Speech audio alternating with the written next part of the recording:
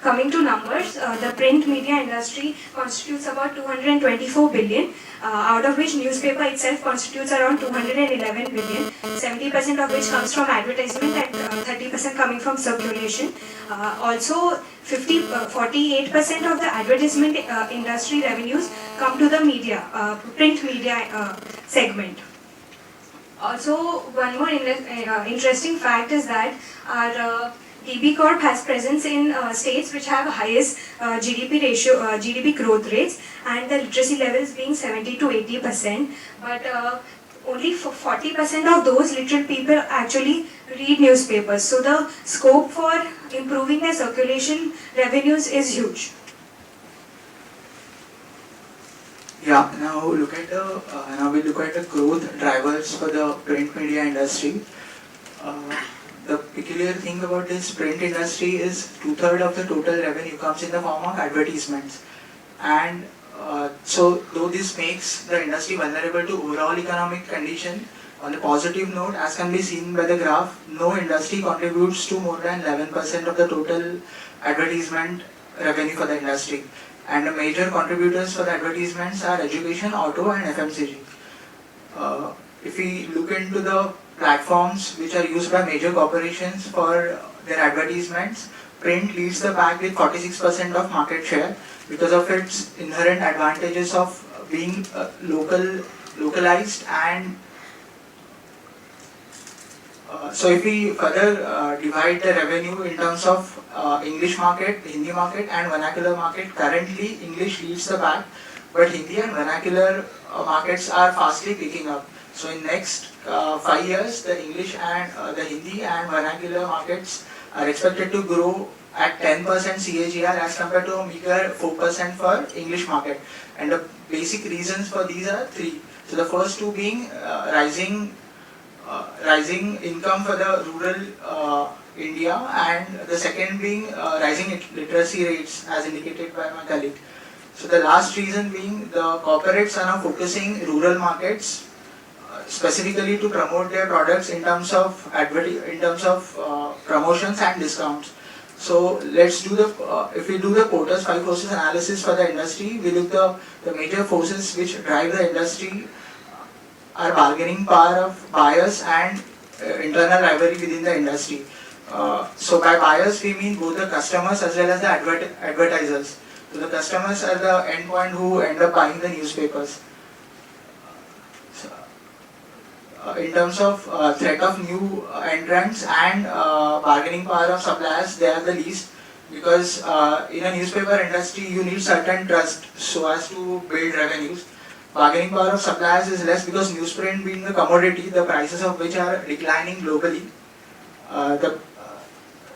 The threat of substitute products we have considered moderate, as the digital media is yet to take off because of the inherent disadvantages being lack of infrastructure and language barriers. So if we look at leadership, Dainik Jagran of Jagran Prakashan leads the pack with around 16 million of readership. If we compare the financials for the peers, we see the revenue of DB Corp has been consistently growing with the industry average.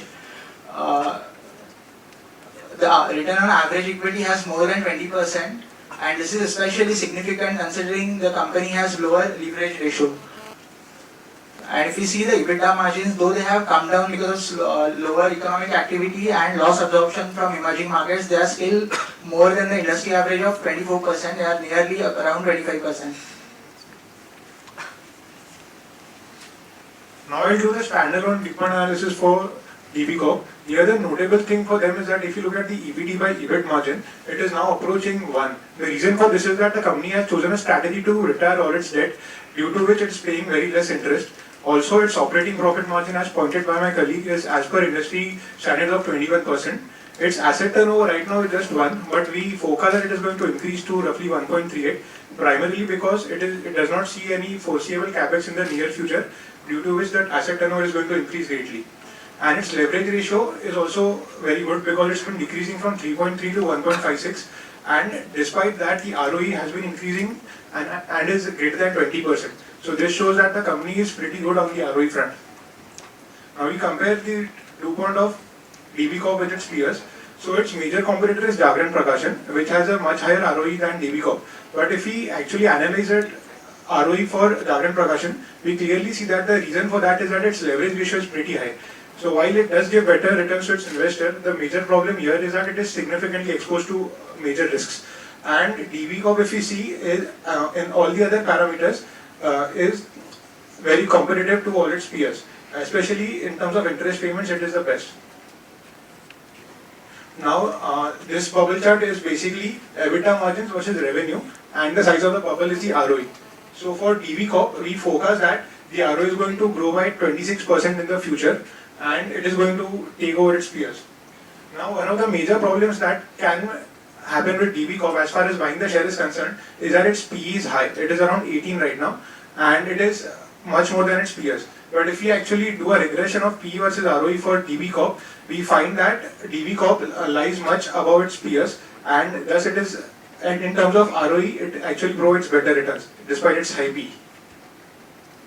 As I said, because of its strategy of retiring its debt, the interest coverage ratio of DB Corp has been consistently increasing. And if you look at the cash flow from operations for DB Corp, we see that it is fairly healthy because even after capex and a significant dividend payout, there is a significant surplus that can also be given to its shareholders, and that is why the company, we believe, can maintain a stable dividend payout ratio of 50%. That it has said in its management call. Just run you through the valuations. What we've done is major chunk of the revenues come from print advertising, which is around 70%, and the key drivers there are the card rate growth and also the growth in terms of volumes. So we growth them around CAGR of around 11%. Second major chunk is 17% coming from subscription. That we've grown at around 9% for the next 5 years. Meager revenues coming from radio and internet, but having a high growth. So what we've done is we've done a regression, and we've had statistically significant relationship between the previous year's GDP growth rate and this year's growth rate in terms of advertising revenue. And that is also seen at the industry level with high regression, high correlation coefficient, and it has the same CAGR of around 11%.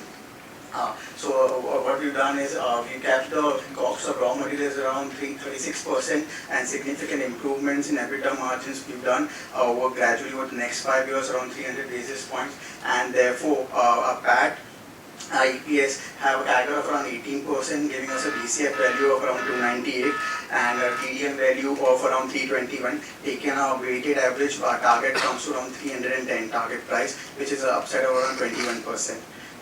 Right. So this kind of shows the major risk that the company faces. The political risk is kind of limited to only the radio industry, which is very insignificant to the company. If you look at the subdued advertisement spend due to macroeconomic downturn, our team estimate is if the advertisement growth rate goes down by 1%, the share price might just go down by around 2.5%. If you look at the emerging editions, they have been giving a negative 4% EBITDA impact on the P&L. If this is delayed, this is a major risk to the company. The rupee has depreciated by around 20% over the last year, and even if the newsprint cost is going down, this is a significant risk that the company has to bear.